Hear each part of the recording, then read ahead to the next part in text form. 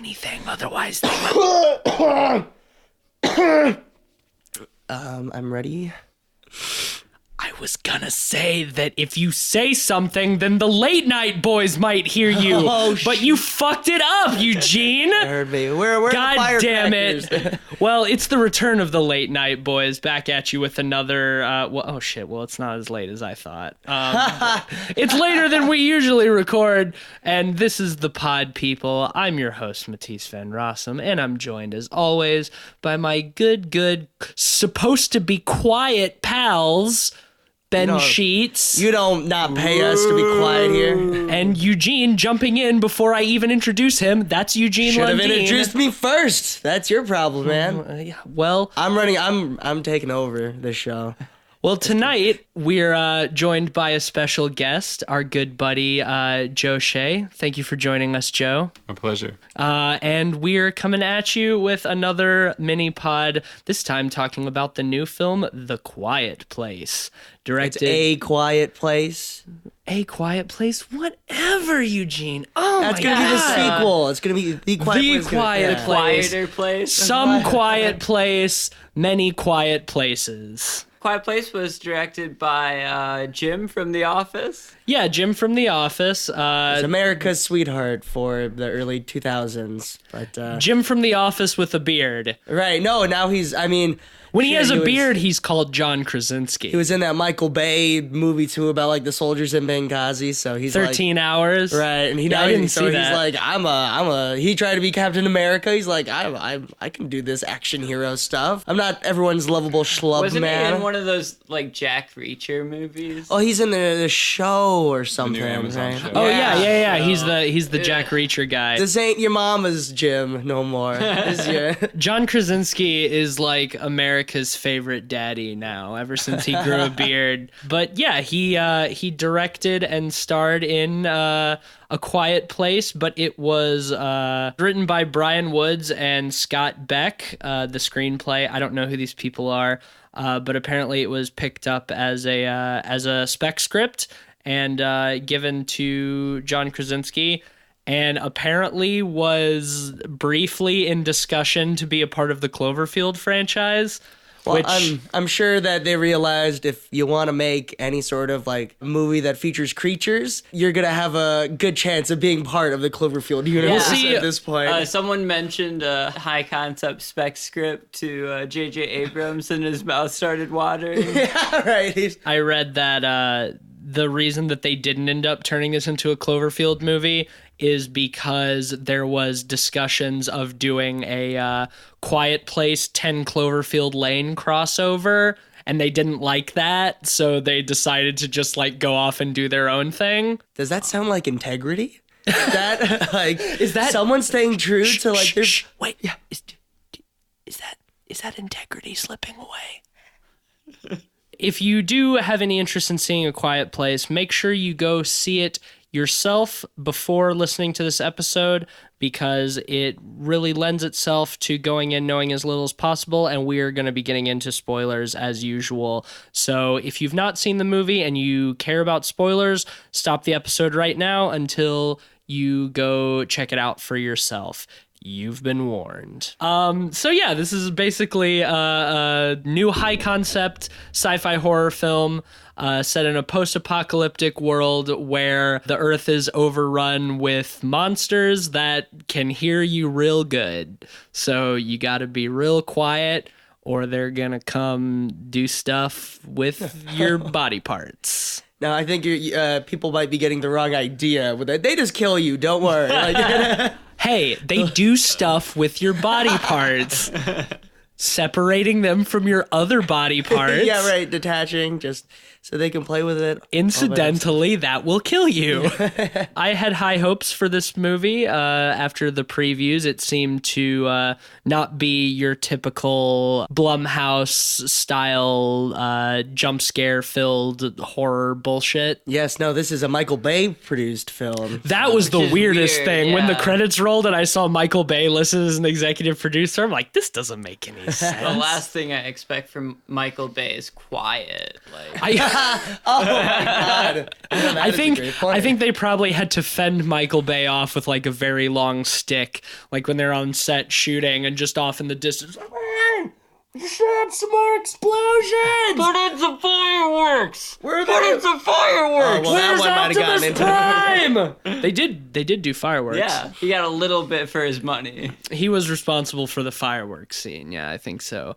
I would say ultimately this movie pretty well lived up to my expectations. Like I said, I had high hopes, and I went into it expecting a lot and came out with it overall very satisfied. Yeah, I was super impressed. I was having a lot of like Get Out flashbacks because I remember when I first heard about it, I'm like, oh, Jordan Peele doing a horror movie. This sounds weird. And the trailers just didn't grab me at all. I thought it looked really schlocky.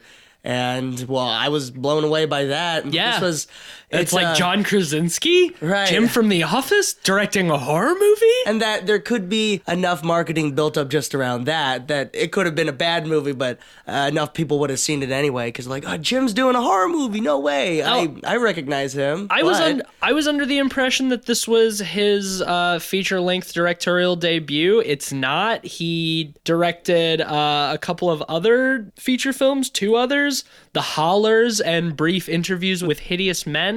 Yeah, that one's a David Foster Wallace adaptation. I've not even heard of either of those movies. Have you seen any of them? I haven't seen either. I've heard good things about Brief Interviews, but not enough to be like, oh man, I'm excited for the new John Krasinski movie. You know? It took me by surprise for sure that he directed this. I don't know what The Hollers is about at all. His mom is sick, and so he like comes back home to just be around his family again. So one of those nice sappy family drama type dealios. Well, my point is I was very impressed with how well this movie was directed. Yes. It actually seemed to have like some artistic flair to it, which is something that is always very refreshing. I'd say this film is anything but by the numbers, which is always the most surprising thing when you see a modern horror film, I think. I feel like the biggest failure of high concept film is not sticking to your conceit. And this movie does not do that. It totally sticks to the conceit of not being able to talk or, make loud noises. And it sticks with it, like, which I love. Throughout. This is one of the quietest non-silent films I've seen in a really long time. There's very, very little spoken dialogue. There's like maybe 2 scenes where they actually speak out loud, and when it's happened, still really it never quiet. felt out of place either. No. It felt like it was a appropriate time for them to speak. And other than that, it's all sign language with subtitles. And I thought that was really interesting and really well executed. I will say, I think this film leans a little too heavily on its jump scares. There were some times where I felt that they seemed really unnecessary, but a lot of them, the like moment of quiet and then loud jump scare actually works because the entire film is mostly quiet. So then the loud noise makes sense. It's not just to startle you. It's like shattering the silence. It feels much more motivated than in your normal. Absolutely. Definitely. Yeah, I think the first scene is really excellent where we start with them in the old pharmacy because one of the kids is sick and they have to find some medicine for him, and you set up all these characters, the whole family, and then there's the really young boy who keeps trying to play with a toy space shuttle that would make way too much noise, and then having that build up where John Krasinski takes the batteries out and then the daughter gives the batteries back, and then when they're almost back to their house, he fires it up and then just immediately gets snatched up by one of the monsters. I think that is the way the whole scene is structured is really well done too. It's paced really well in that like you almost don't know if he's gonna do it. I mean, obviously we've seen the trailers. Yeah, in the trailers that we do That's see one that. of the few things that is kind of spoiled in the trailers, but we never realized at any point that it would be as kind of gruesome as it was. Well, see, I always expected that based off the trailers that John Krasinski would get to the kid just before the monster does, and then that's just not the case. Yeah. Like, he just gets snatched right up, and then it cuts to, like, a year later. And that first scene is so well done, too, because, I mean, there's no speaking, but even there's very little, like, communication, but you can tell that they're just absolutely petrified of making any noise, and if you go into it knowing nothing, it's like so tense. Like, why are they trying so hard to be quiet? And then you find out in just a few minutes what happens if you make even a little bit of noise. There's newspapers laid out all over the ground, and some of them have really goofy headlines like "It's sound," or like they can hear you. Just those like in Day of the Dead when it says like "the dead walk." Just, Yes, right, but it doesn't do one of those obnoxious things where it'll like cut to the newspaper headline and then pull out as like the newspaper blows down the street. It's just kind of like it just did. I mean, he just does have flapping that in the wind. whiteboard that explains the aliens to the Oh audience. well, once we get back to their farm, then you learn a little bit more. But I really appreciate this conceit of not being able to make any sound because it really ups the tension. Like, I was pretty well on the edge of my seat for most of this movie because even the tiniest little noises seem really loud, you know? Like, you don't know what's going to attract these monsters. I want to talk about the PG-13 rating.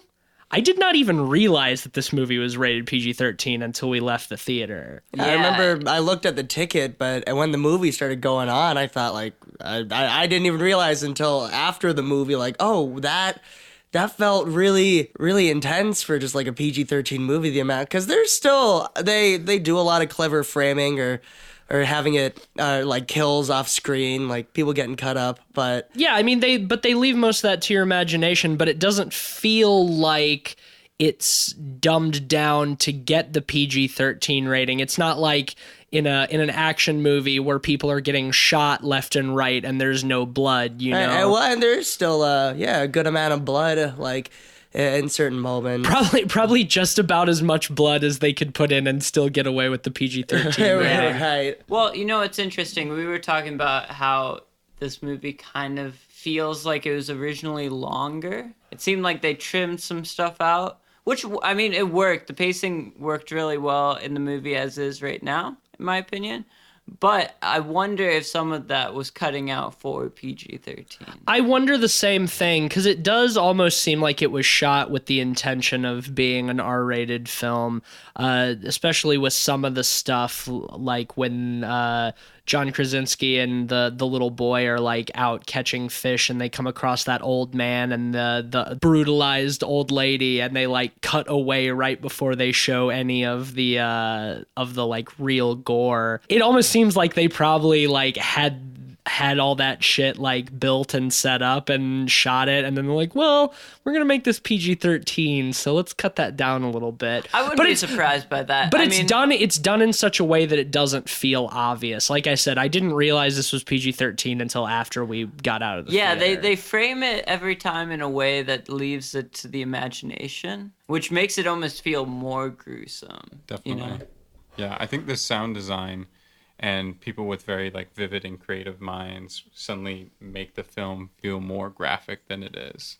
Yeah, absolutely. Absolutely. Well, the sound is, I understandably for a movie like this, like really the shining star, I think. Like the sound design is so good for such a quiet movie. They really exaggerate like the tiny little noises because you know that these people's lives totally hinge on not making any sound whatsoever. And one of the children is deaf too, and apparently she's actually deaf in real life. I was reading that. Yeah, this is only the second film she's done. I think she did To the Wonder, Wonderlust, something like that, Wonder something, Wonder Wheel. Probably not that one. Keep children away from Woody Allen. But apparently she's actually deaf, and what I really liked is especially where when they cut to her perspective that just all the sound cuts out. Yeah. And that's just totally silent. At first I was like, is that supposed to be intentional? But then they did a really good job of building it up in a way that didn't feel too forced. And I mean, it provides a convenient reason for this whole family to be very fluent in sign language, but also it adds to the threat on the little girl because she can't hear anything that's happening around her. And I think that that's a really clever way to sort of like up the stakes a little bit. Absolutely. Yeah, this is a really small cast. It's mostly just the family. John Krasinski, Emily Blunt is his wife, also real life wife.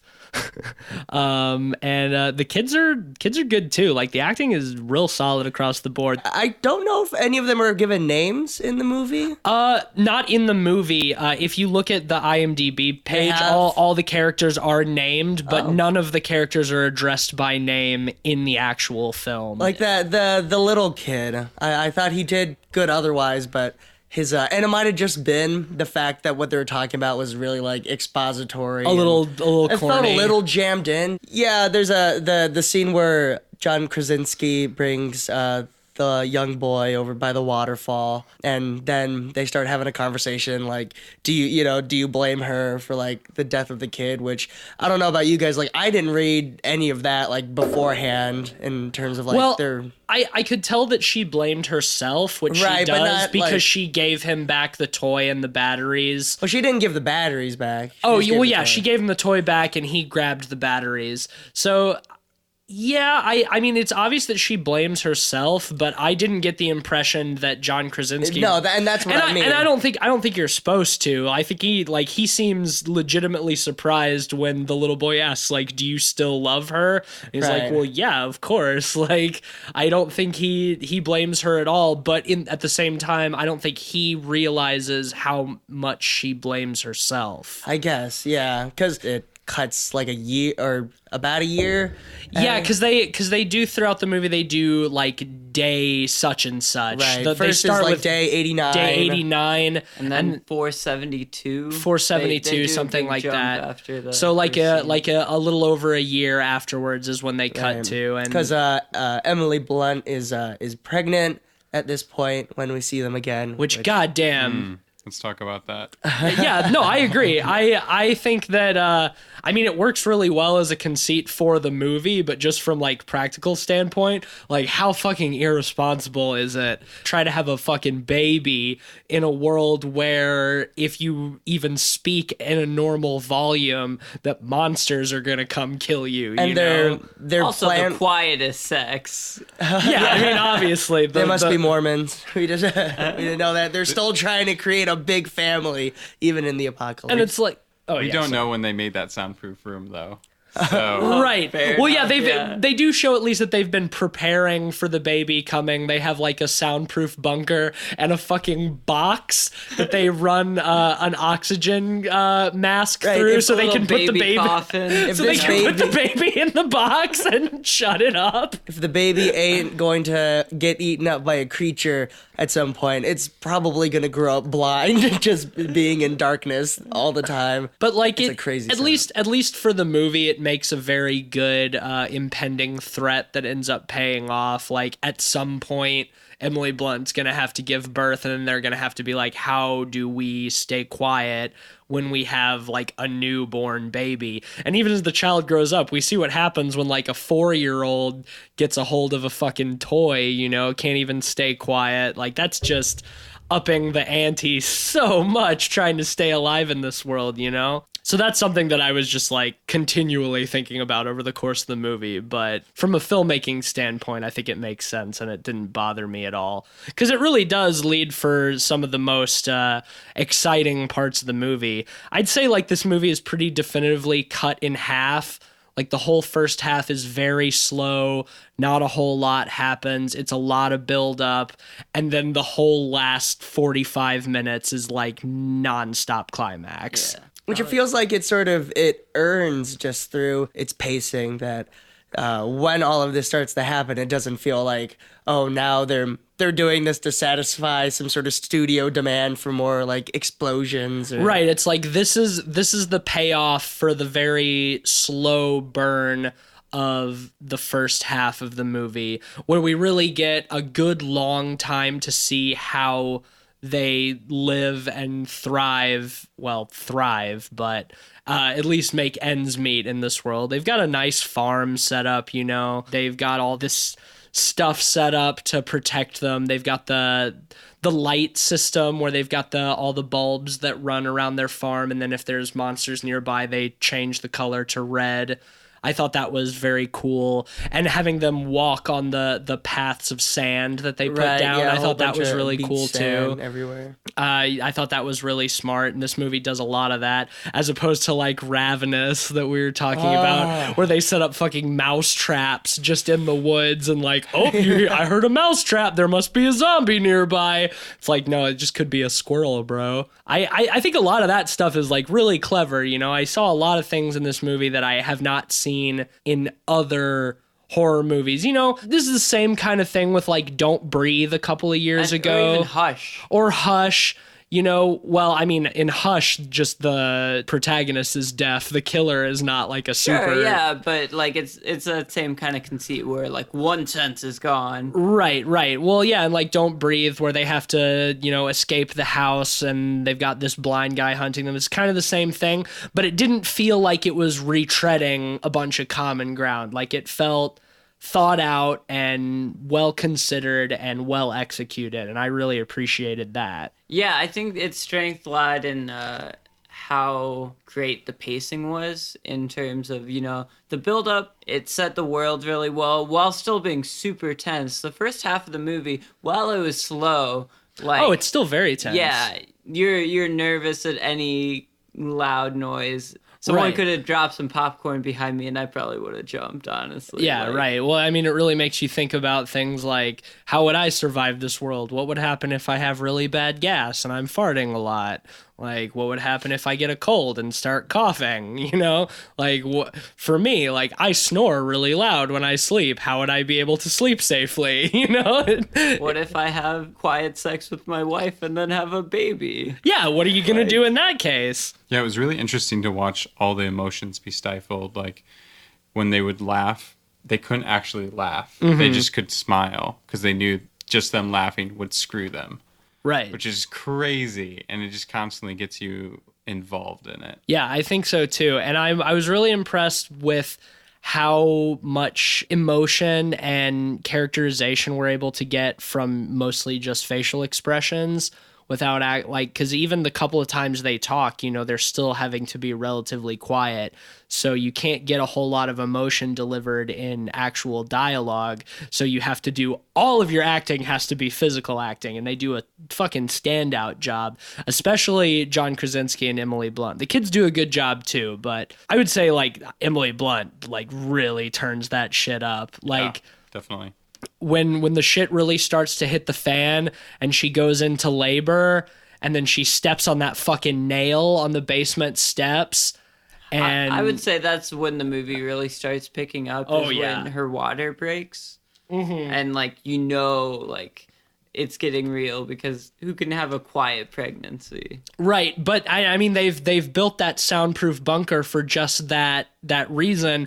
But then as she's going down to the basement, she steps on that fucking exposed nail and cries out and drops a picture frame and obviously alerts the monsters. And then man, that shit all really ramps up where she's for like 15 minutes having to stifle her labor pains while she's being followed around by this big scary invincible monster. Which the monster in the movie, when we finally do get to see it, when it's revealed, I thought it looked awesome. It's probably one of the best movie monsters I've seen in a while. Agreed. Yeah, like it had such a gross otherworldly look to it. And sort of like a you know, he's got the giant pincer type things for arms. Honestly, it kind of reminded me of like the Cloverfield monster. Yeah, like a mini Cloverfield. The Cloverfield monster meets the Demogorgon from Stranger Things. That was the crossover that I got, and I mean they looked good. I think I was maybe a little more underwhelmed by the monsters than you guys were, but it was still very cool, especially as we get to see more of them throughout the rest of the film.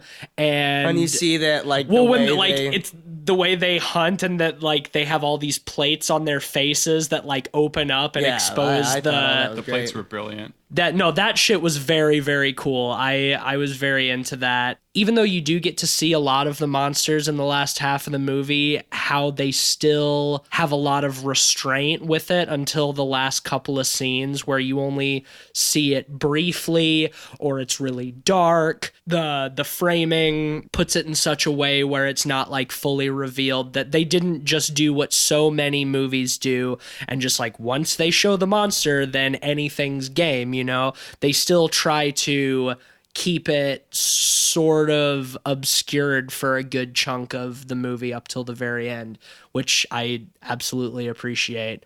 And that scene where Emily Blunt's in the bathtub, like having the baby, and the monster's like right outside the door, and then the little boy manages to set off the fireworks, do the Michael Bay scene, and distract it.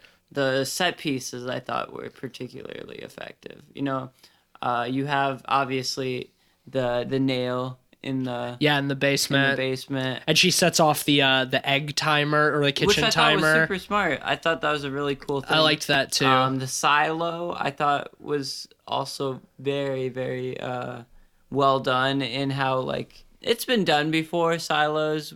Something about it just felt more intense than normal. Well, it's one of those things where like it's multiple threats that sort of compound.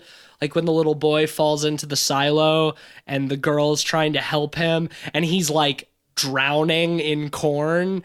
And so she has to save him. But at the same time, how are you supposed to do that while being quiet? And so it, of course, attracts the attention of the monster or one of the monsters. And then you've got like, how do we avoid drowning in this corn and also fend off this invincible nightmare creature? Apparently, that sort of stuff, the writers of the movie based a lot of this from their experiences being on a farm. That makes sense. I'm sure they did it like grain silos to them. It's like, that shit's dangerous. Gotta watch out for those. You gotta be careful where you're standing in the silo, because if you take one wrong step, you're gonna be right at the bottom of that corn. You're gonna be dead.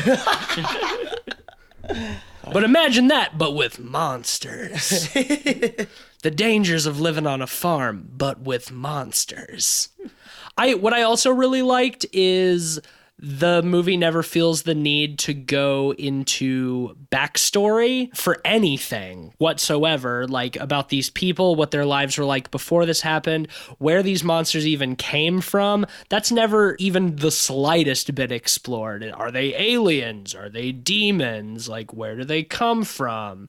Well, yeah, that's the cool thing. They do some world building in it, but they keep it limited to the scope. But only by showing you the world that these people are living in. They never try to explain they the only world. Limited to the scope of the family. Like, you get those newspaper clippings and stuff, but that's only what John Krasinski's character, like, frames up, you know? Right, because he wants to, of course, find the creature's weakness so he can protect his family. And you find out that, like, there are other people alive, but only through like fires being set on top of silos every day. Yeah, that was cool. That felt like something that might have been cut out because they don't run into anyone else besides that old man. But when that happens, it feels like it comes out of nowhere. And so I wonder if we're supposed to... That scene was probably the most confusing to me when they find this old man and like I assume his wife or friend or somebody who's been killed.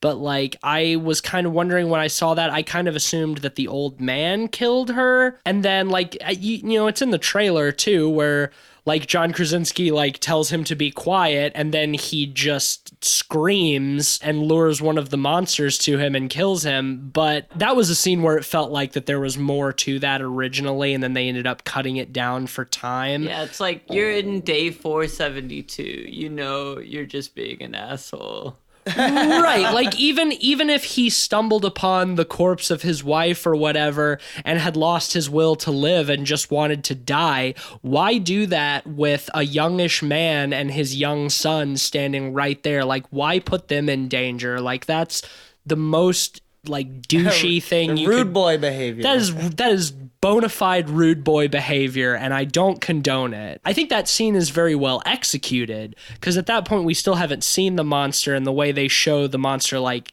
take the guy while having it be mostly obscured by trees, like that stuff all works really well, but the scene feels so out of place. It's like, why did this happen? And I wonder if there was like a scene where they run into them, where they like exchange conversation about something, because then we would, like we would get something more about how this old man or how they just, because the house also looks like real run down. I mean, even outside of it being attacked, feels like there's more that was set up that we just like, the payoff is still there when it doesn't make as much sense. Yeah, I mean, it's such a little minor thing, and it's so well done that it didn't hurt the movie for me, but I still, especially in hindsight, I'm just like, that scene just didn't make a whole lot of sense to me in the context of the rest of the movie. Mm-hmm. At a certain point, and this is something that I did kind of have a problem with, at a certain point,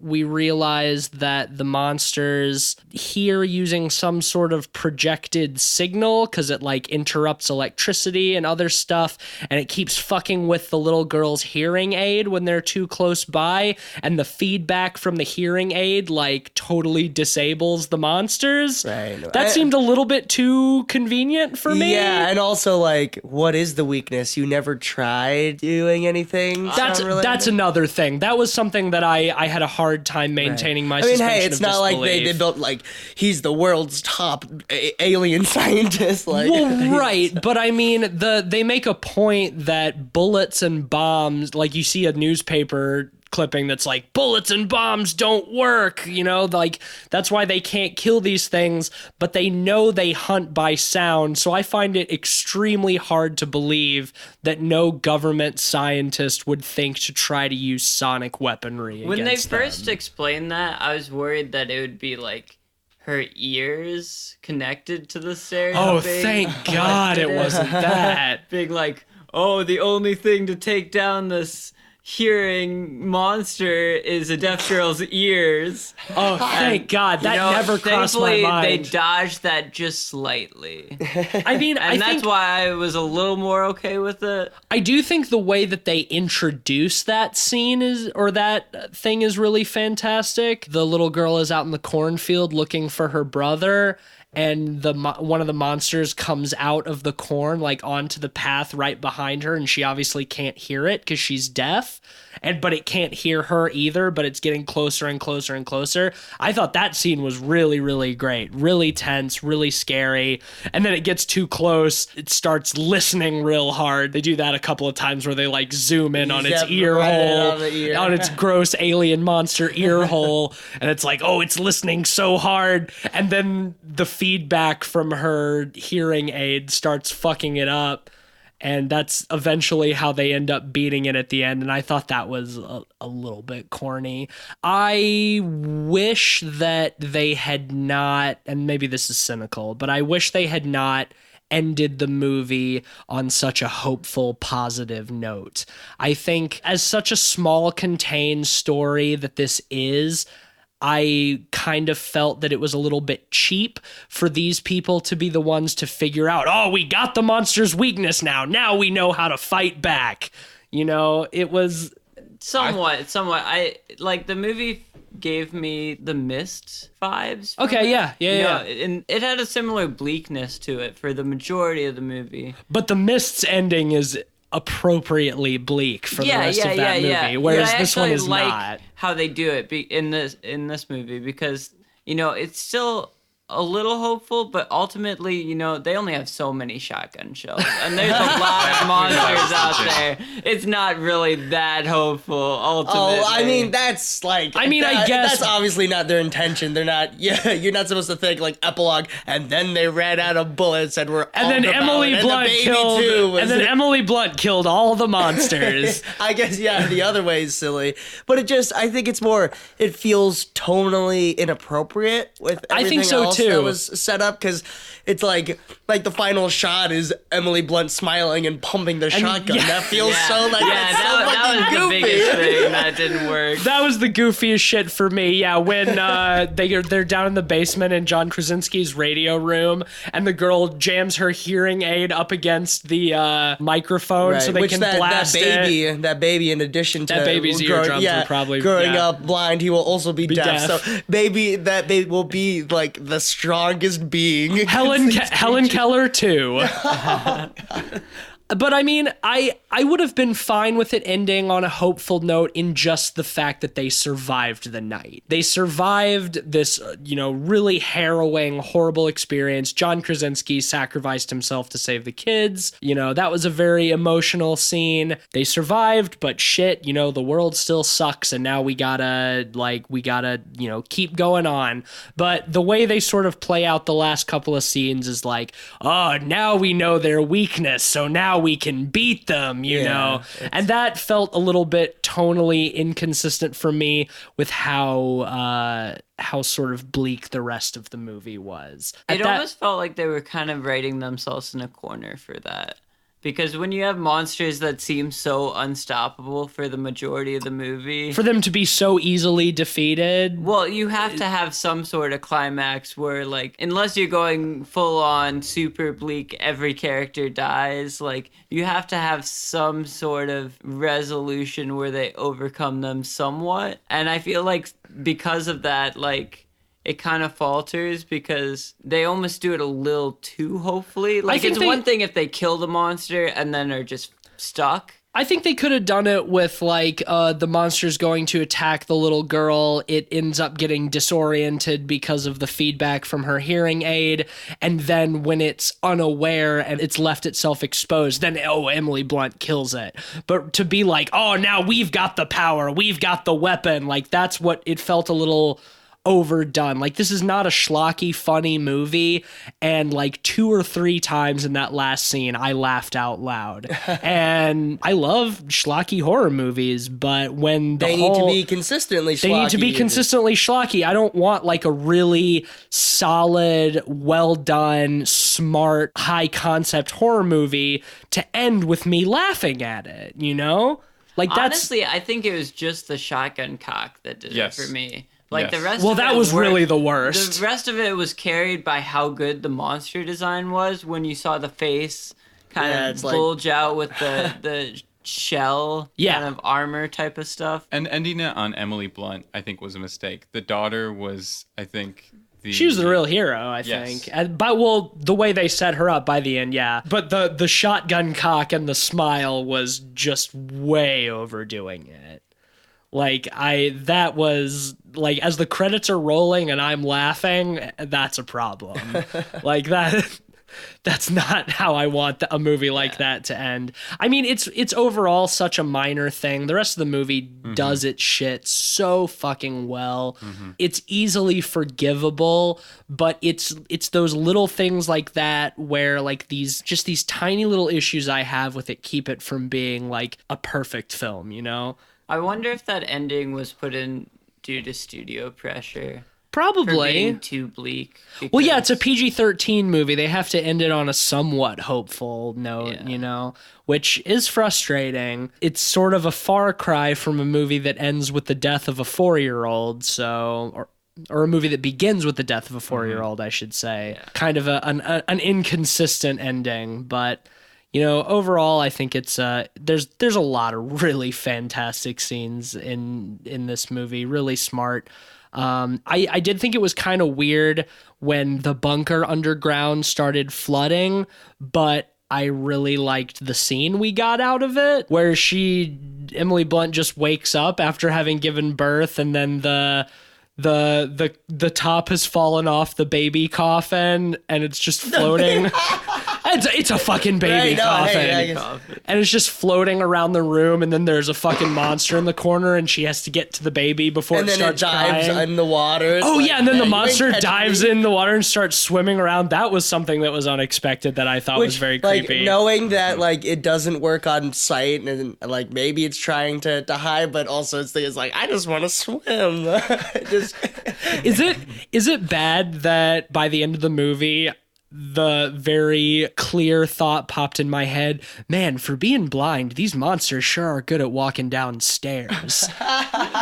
Because they do it so many times in the movie, is like they're hiding and you hear the monsters walking down the stairs. Like, those bitches are blind. They should have a much harder time with those stairs. See, by the time they got to it, it was like day 470. I'm sure the first dozen days, they've been practicing. Just dozens of monsters falling down stairs. Day one in New York City, we cut and just the monsters are just all tumbling down staircases endlessly. Huge circular flight of stairs, just waterfalls of monsters. Just like 80 flights of stairs, the monsters are just tumbling down and crashing into the wall and then tumbling down the stairs more.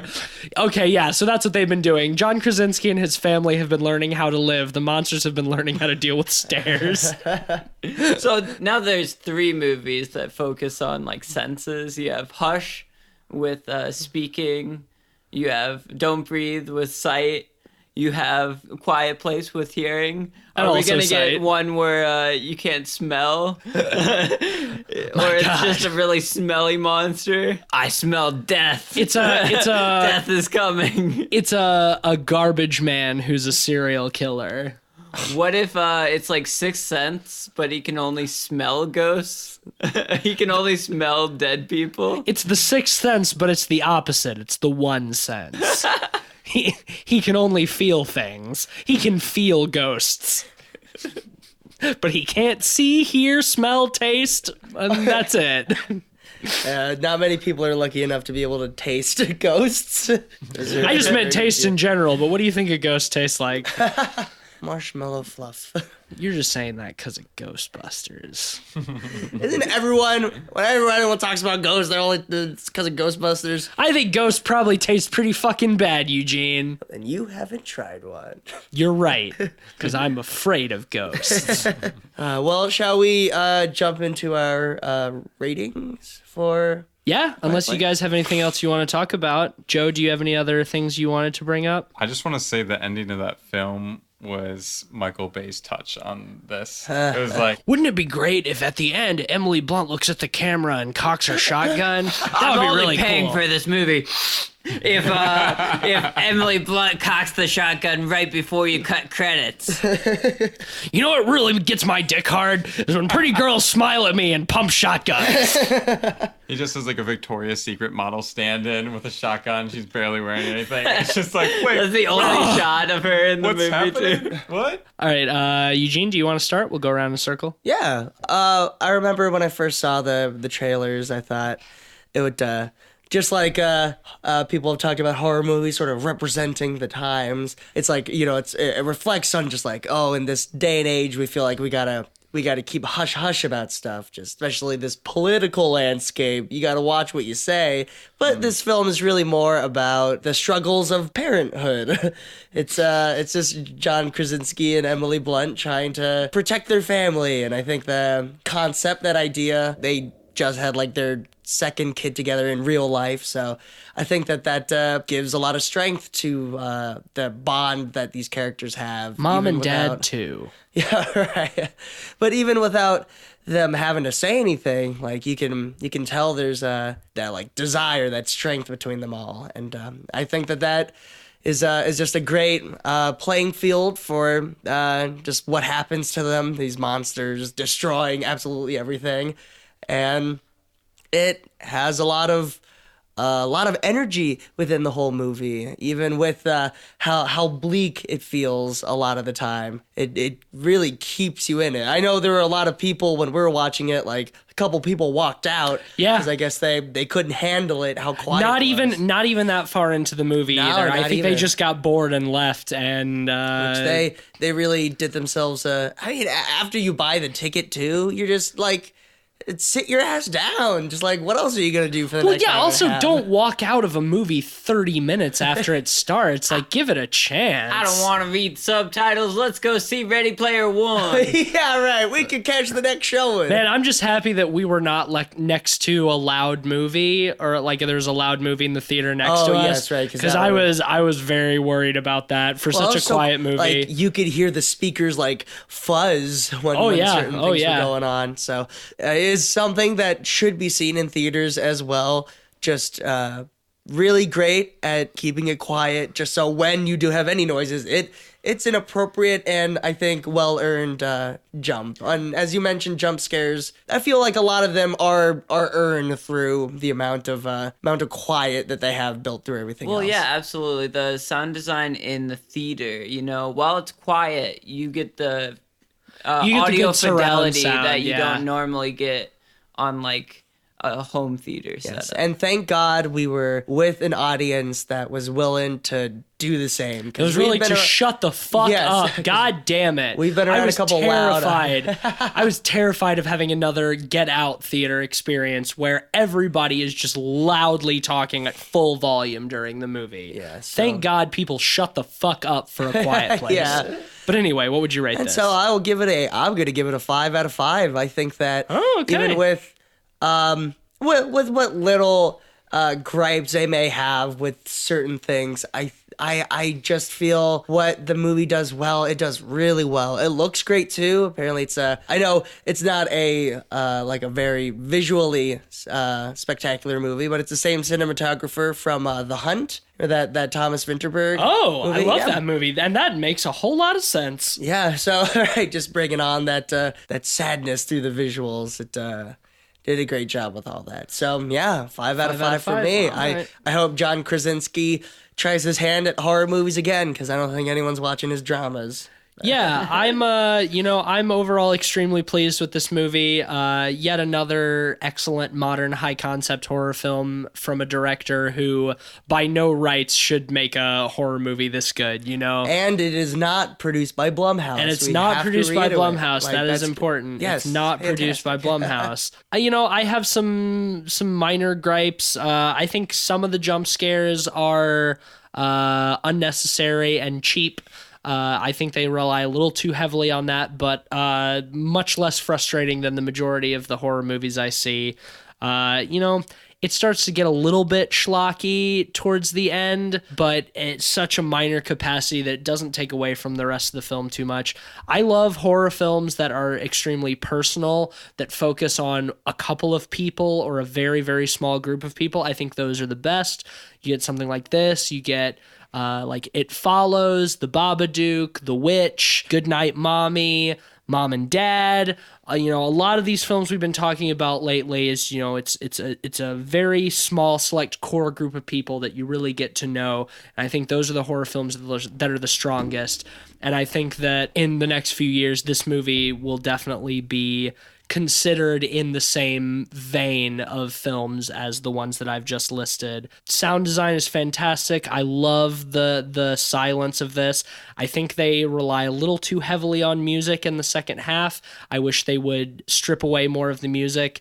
If a film like No Country for Old Men can go totally scoreless, then I think a film like this could do it too, and I think that would just elevate it for me a little bit. But overall, really excellent movie. Well acted, well directed, spooky, scary, looks fantastic. So for my couple little gripes, I'm going to give it a 4.5 out of 5. For me, one of the best things about this film was that I didn't watch a movie trailer, and it gave me a really just clean slate to go into the film. So the experience was just perfect for me. I didn't even know that we were dealing with monsters. I didn't know if it was going to be people or what the film was about. I was blown away at just the nuance throughout the film and how much I was compelled to really care for this family. Holy shit, John Krasinski's death had me bawling like a baby. I did not expect that. And yeah, just that moment of him not going out like a badass was very important and just very like a sacrificial moment, which there's so many like tender moments in this film. And I think sometimes films can lack that. And I personally, I really liked the music when it was used, and I thought like all the jump scares were very motivated due to its story. The experience for me was definitely a 5 out of 5, but I think like thinking through it all, I would agree with you, Matisse. 4.5 out of 5 for me. All right, Ben, bring us home. Yeah, so the tricky thing about doing high concept movies like this is you have to explain a lot to the audience almost immediately. And the problem some people get into when making high concept movies like this is they try to explain too much, try to broaden the scope to kind of an epic level.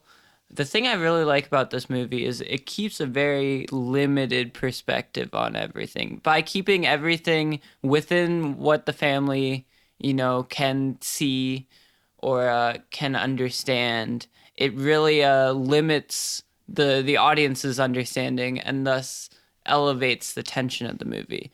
And whoa, man, is this movie tense. Tense as hell. Absolutely. Throughout. This movie, I don't think there's been a horror movie that's made me squirm this much. I can second that. And it's such a simple way to do it with, the use of sound in the movie. I think it's just elevated so much with how well this movie's paced. And you go from set piece to set piece to set piece. And even when there's lulls, it's still super tense because you're always thinking, oh man, I don't want them to make any loud noises. I want them to not step on anything, not to knock anything over. But yeah, I thought it was really, really well done. I have a minor gripe with, that chuck and cock thing. Yeah, no, but I thought the rest of it was done just really well without, explaining too much and while keeping it tense throughout. So I'm going to give it a 4.5 out of 5. I thought it was incredible, worth checking out. Absolutely. Check it out in the theaters when you have that surround sound system to get the maximum out of the sound. Yeah, I would agree. This is a very good theater going experience. There's some movies where it doesn't really matter if you see it on the big screen, on the small screen, but this is one of those movies, if you have a chance to see it on the big screen, absolutely do it. And so that will give A Quiet Place an average rating of 4.6 out of 5 pods. So, I think this is a movie that we all liked quite a bit and definitely 100% worth your time. All right, well, that brings us to the end of our episode. If you like the show, you can leave us a rating and review on Apple Podcasts. Take a few seconds out of your day to do that, and we would greatly appreciate it. We'll work our way up in the numbers a little bit. You can follow the show on Facebook and Twitter at PodPeoplePod, and if you have any questions, concerns, recommendations for films, themes, and so on, you can email us at podpeoplepod@gmail.com. Also send us those things on Facebook and let us know what you thought of A Quiet Place. You can follow me on Twitter at Mr. Van Awesome. If you're into that sort of bullshit, you know how it goes. And now we're going to go around and give a chance for everybody else to plug some stuff. Eugene? Dub Massives, back rubs and hot tubs is sort of, I did get in trouble with the law again. Turns out I was in the wrong house. I was in the wrong tub. And I guess, looking back, you gave the wrong rub. Gave the wrong rub. Looking back, maybe I shouldn't have been naked. The fact that, I already got them naked was, that was bad enough. And, some people just, they love screaming. So, he was making a big fuss. So I'm back in the game. Don't think I'm out. I'm going to do it forever. I live it. So just if you're looking for a rub. Do you have any discounts? No. I have surge prices. So catch me on a Thursday between 3 p.m. to 5 p.m. Those are my slow times. So let me build it up. All right, Ben? Follow me on Twitter at Mr. Sheets if you want to hear me incoherently yell about politics. All right, Joe, thank you for joining us. Do you have anything that you'd like to plug? Anything that you're working on that people should be on the lookout for? Yeah, definitely. I just finished assistant directing my first feature film, so at Palace Movie on Instagram, and check that out on Facebook. When can we expect that film? Do you guys have a release date yet? Fall of 2019. Fall of 2019. Right. Very excited. Check it out. It seems very cool. I'm excited to see it.